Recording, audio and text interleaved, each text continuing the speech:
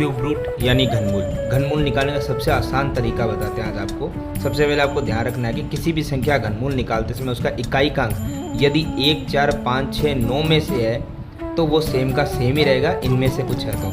और यदि 3 या 7 या 8 या 2 में है तो आपको क्या करना है, यदि 3 है तो उसकी जगह हम 7 रखेंगे यानी इकाई का अंक। यदि 3 है तो हम उत्तर में 7 रखेंगे इकाई का अंक। और अगर यहाँ पे इकाई का अंक 7 है तो हम अपोजिट 3 रखेंगे।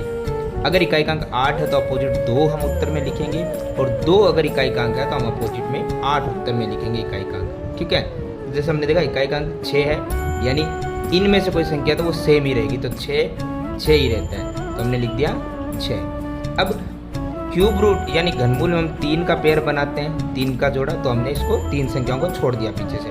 आगे जो संख्या है, अब हमें सिर्फ इतना ध्यान देना है कि यहाँ पर है 4 किसी संख्या घनमूल होता है, नहीं होता तो इससे छोटी किस संख्या घनमूल निकलता है, वो निकलता है 1 का। आपको बता दूं 1 का घनमूल होता है 1, और उसके बाद होता है 2, और 2 का घनमूल 8 जो कि 4 से बड़ा है, तो हम इससे कम देखेंगे, कम 1 और वो 1 का ही घनमूल है तो 1 लिख देंगे, यानी इसका उत्तर रहेगा 16। ऐसे हम अन्य संख्याओं का भी घनमूल निकाल सकते हैं, जैसे आप इससे बड़ी संख्या भी ले सकते हैं, जैसे 50,653।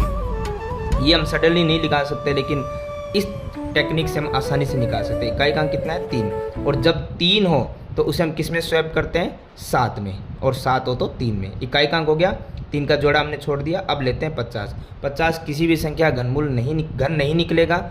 अगर 50 किसी संख्या घन नहीं है तो हम देखते हैं कौन सी संख्या घन इससे कम निकलता है। 1 का 1 होता है, 2 का 8 होता है, 3 का 27 होता है, 4 का 64 बड़ा हो जाएगा, तो 3 का 27, यानी इससे छोटी संख्या जिसका घन निकलेगा वो है 3।